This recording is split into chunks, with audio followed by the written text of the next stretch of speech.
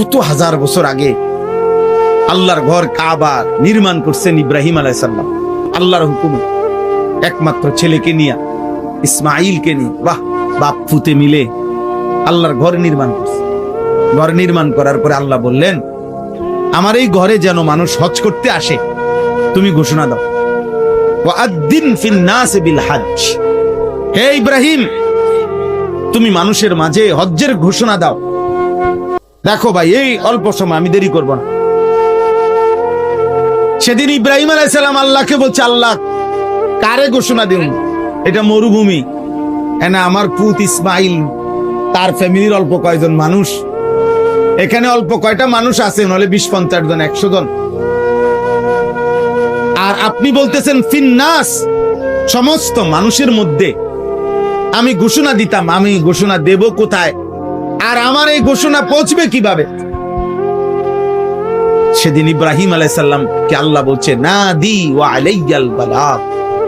ইব্রাহিম, আজ তুমি এই মরুভূমিতেই, এই একাকী বিরান ভূমিতে আমার ঘরের সামনে দাঁড়িয়ে ঘোষণা দিয়ে রাখো, আমি আল্লাহ কিয়ামত পর্যন্ত আমার এই ঘরে কারা কারা আসবে, আমি তাদেরকে নিয়ে আসব,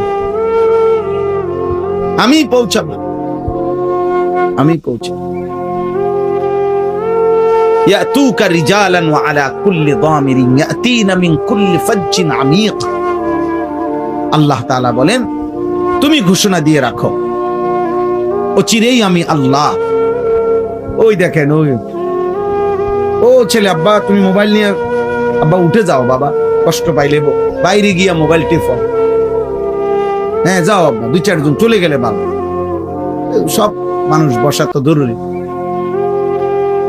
অনেকের কষ্ট হয় বাবা, আমি এটা বুঝি। তোমরা অনেক ছেলে আছো যারা 1 মিনিট শয়তান তোমাদেরকে মোবাইল থেকে আলাদা থাকতে দেয় না। এই জন্য তুমি তোমার সঙ্গীকে নিয়েই থাকো, অসুবিধা নাই। আমরাও আলহামদুলিল্লাহ ভালোই আছি, আমরা ভালোই আছি, আল্লাহকে নিয়ে আমরা লসে নাই, আলহামদুলিল্লাহ। আল্লাহকে নিয়ে আমরা লসে নাই, আমরাও ভালোই আছি। কোরআনুল কারীমের মধ্যে স্পষ্ট কথা আছে, মনে রাখবা ভাই, যে কাউকে গুনার দিকে, যে বন্ধু, যে সঙ্গী, যে তার বন্ধুকে, সঙ্গীকে, কসম আল্লাহ, গুনার দিকে প্রতিনিয়ত আহ্বান করে, ডাকে, নেয়, কোরআনুল কারীমের বর্ণনা হলো ওইটাও পুরোপুরি শয়তান। শয়তান 2 ধরনের হয়, একটা হলো জিন শয়তান, আর একটা হলো মানুষ শয়তান। এটা কোরআন শরীফের বল। শুধু চিল্লাইও না, আবার চিল্লাইয়া ফাজলামি করো না, নিজে নিজেই ঠিক বলে। কারে ঠিক বলতেছ বেহুদা? তোমার কেউ জিজ্ঞাসা করছিনি ঠিক না বেঠ? বেহুদা চিল্লাও, মনে করতেছে মজাক করতেছে, বুঝেন না? মানে নিজেরই নিজে বলতেছে এটা মূলত। হ্যাঁ, এ তো বুঝে যে আমাকেই বলতেছে, এই জন্য এর কাছেই মজা লাগতেছে। লজ্জা থাকা উচিত, হায়া থাকা উচিত। অল্প বয়সে লজ্জাহীন হয়ে গেলে জীবন চলবে না রে। বেহায়া মানুষকে পৃথিবীতে 2 পয়সা কেউ কদর করে। হ্যাঁ, এটাই বাস্তব। তুমি বুঝো, তোমার জন্য তুমি শোনো।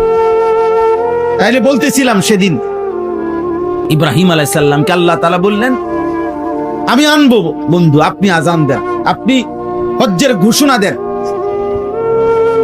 কিয়ামত পর্যন্ত যত লোক, কেউ পায়ে হেঁটে ভিতরে কাছে, তারা আসবে, কেউ দূর দূরান্ত থেকে আমার ঘরে আসবে। এত দূর থেকে আসবে, আসতে আসতে মানুষ না, শুধু গাদা, ঘোড়া, খচ্চর, বাহন যেটা দিয়ে চড়ে আসবে, ওইটা পর্যন্ত দুর্বল হয়ে যাবে। এত দূর থেকে আসবে, গাড়ির তেল শেষ হয়ে যাবে, বিমানের ফুয়েল শেষ হয়ে যাবে, এত দূর থেকে আসবে।